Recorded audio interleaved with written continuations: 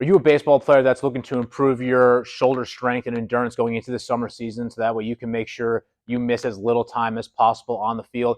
I'm going to go over today as to why you need to be doing certain exercises with a weighted or plyo ball to improve that shoulder strength and endurance and really how to perform these exercises.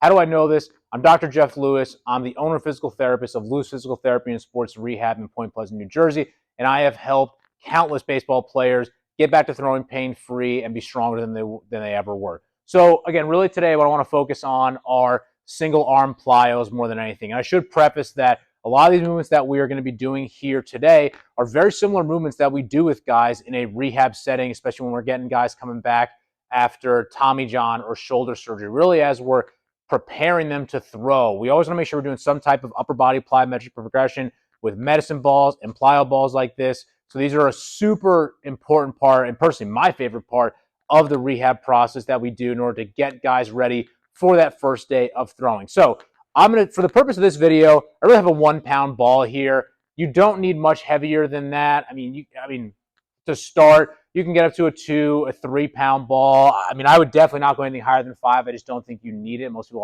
guys are not able to do it correctly with anything heavier than that. But where we're going to go here to start is you're going to be lying on your side. I like to have something here to support my head while I'm doing this, okay? So we're on our side here like so.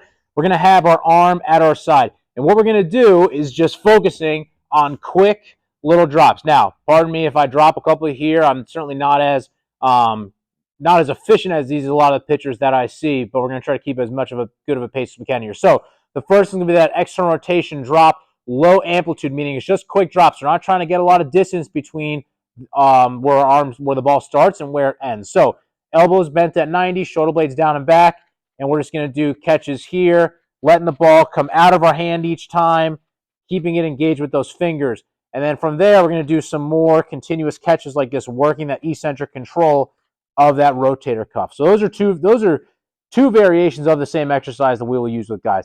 The next one, we're going to have our arm straight out to the side here. Shoulder blades not up. It's down. It's relatively down and away from our ear. We have maybe a little bit of a punch forward like this. Our arm is staying straight the whole time. It's not down. It's not up. Same thing. Quick little drops here, and then more eccentric variations, training that rotator cuff eccentrically. Okay, so those are two variations from that we'll do.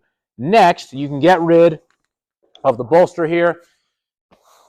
And then what I like to do with guys is I like to do some type of prone or variation on their stomach here, because it's really just going to be able to allow us to get in more stressful positions. Okay, so the first one we're going to do, you're going to have something for your forehead to support. I just use my forearm here. If you have a towel, that works too.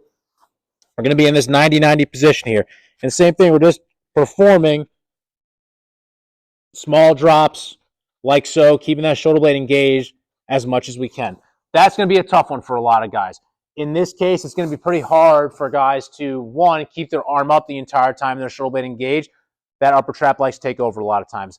The last variation, and I consider this the hardest out of these four that we're going to do here, but are going to be drops of the straight arm out to the side. The reason being is that it's a longer lever that arm has to control. It's going to be really, guys, you get tired a lot quicker with this. So we're back in the same position here, arm out to the side.